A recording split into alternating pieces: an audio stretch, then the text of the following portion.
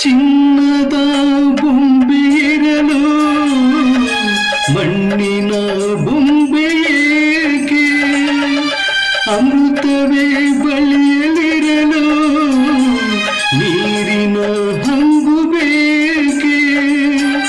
ನಿನ್ನ ಕಂಡ ಮೇಲೆ ಬೇರೆ ಹೆಣ್ಣಿನಾಸೆ, ನಿನ್ನ ಕಂಡ ಮೇಲೆ ಬೇರೆ ಹೆಣ್ಣಿನಾಸೆ ಮನದಲ್ಲಿ ಬರುವುದೇ. ಬಿಡು ಬಿಡು ಕೋಪವ, ಕಲಹವು